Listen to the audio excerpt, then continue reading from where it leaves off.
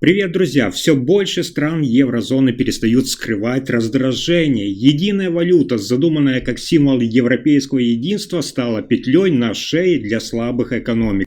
Германия, Испания и Португалия в середине июня провели закрытую встречу министров экономики, где был выдвинут беспрецедентный ультиматум: либо пересмотр условий функционирования евро, либо они рассматривают альтернативный сценарий вплоть до выхода из валютного блока. Как стало известно, обсуждалось полное пересоздание формулы финансового взаимодействия с гибким обменным курсом, специальными бюджетными коридорами и отдельными кредитными режимами. Южные столицы заявили прямо: они больше не готовы платить за стабильность севера ценой собственной деградации. На этом фоне реакция Германии оказалась неожиданной. Канцлер Фридрих Мерц, по данным политических обозревателей, не стал защищать евро как догму. Более того, он намекнул, что ФРГ не обязана быть заложником неэффективной системы. На внутреннем уровне уже обсуждается возможность перераспределения фондов в обход Центробанка Европейского Союза. Тревога в Брюсселе нарастает, комиссия молчит, Франция теряет контроль над повесткой, а Германия спокойно выстраивает свою линию. Самые резкие эксперты уже называют происходящее началом конца валютного консенсуса. Евро трещит, и никто не берет на себя ответственность за склеивание. А дальше Берлин включает тяжелую артиллерию, но Европейский Союз не готов к такому удару. Германия начала демонтаж старой финансовой архитектуры Европейского Союза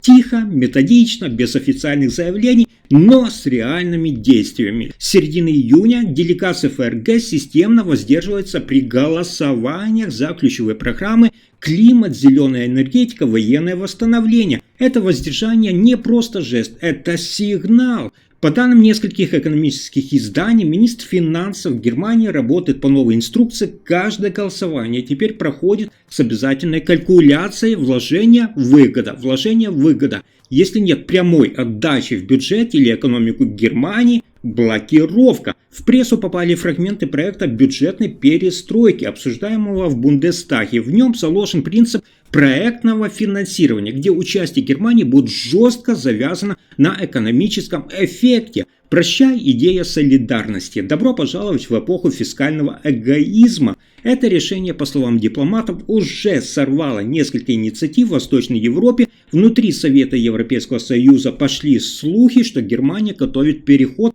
к автономному финансированию с опорой на собственные ресурсы и партнерство вне Брюсселя. И пока европейские бюрократы собирают экстренные заседания в Берлине, только один вопрос: почему мы должны платить за союз, который нас сдерживает? Но настоящая бомба впереди. Германия меняет карту энергетики. Интересно то, что Берлин действует тихо, но дерзко. По данным источникам в структурах МИД ФРГ, Германия начала активную фазу закрытия переговоров с ключевыми странами Персидского залива: Саудовской Аравией, Объединенными Арабскими Эмиратами и Катаром. Формально это выглядит как диверсификация поставок, но по сути речь идет о создании совершенно новой энергетической архитектуры Европы, где Еврокомиссии просто нет. Главная сенсация этой сделки оформляется напрямую в обход Брюсселя и без участия европейских надструктур. Взамен арабским партнерам предлагаются беспрецедентные гарантии, инвестиционные режимы, полностью освобожденных от экологических и политических ограничений, навязанных Европейским Союзом.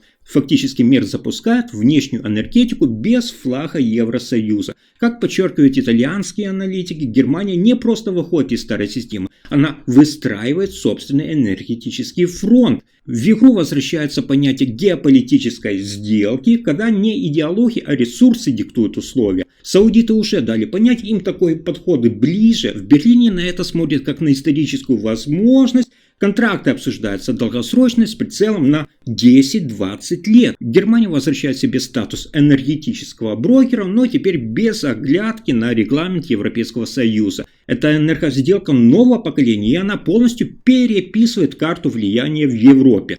И это еще не все. Берлин действует вне правил и вне регламентов. То, что происходит в энергетической политике Германии, уже нельзя назвать просто альтернативным курсом. Это полномасштабная стратегия обхода Брюсселя. Как сообщают экономические аналитики, в Министерстве экономики ФРГ завершается разработка концепции энергетического суверенитета. Ее суть – формирование собственной инфраструктуры. От новых газовых терминалов до частных трубопроводов, соединяющих Германию с Ближним Востоком и Северной Африкой. Ключевое – все это строится без участия Еврокомиссии, без единого согласования на базе исключительно двухсторонних контрактов. Особый интерес вызывает то, что новые энергетические объекты планируются на условиях ускоренной легализации без типичной для Европейского Союза многолетней бюрократии. Саудовская Аравия, по словам источников, уже направила в Берлин предложение об инвестиционном партнерстве в строительстве ЛНГ-терминалов сжиженного газа, а Объединенные Арабские Эмираты выразили готовность стать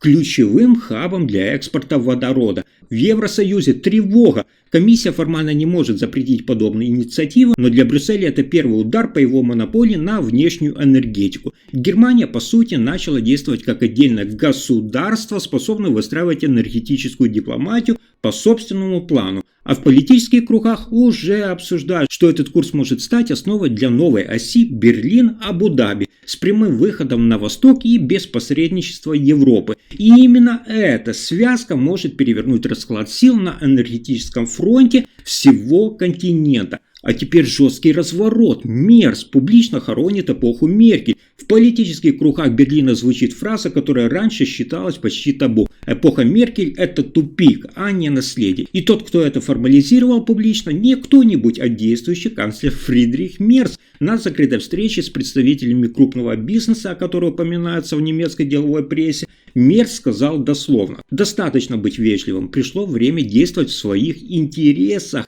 Это не просто вызов, это окончательный разрыв с моделью, которую годами продвигала Меркель и Шольц. Бесконечные компромиссы, размытие ответственности, ухождение Брюсселю. Мерц пошел на демонтаж всего, от общих экономических принципов Европейского Союза до энергетических пактов с Францией. Финансовая солидарность забыта, общая повестка отменена. В его правительстве новый кадровый состав, технократы с жесткой логикой, бизнесмены с мышлением эффективности, молодые реформаторы без связи со старыми партийными кланами. Все, что делает Мерц, рассчитано на скорость, жесткость и отказ от старых догм.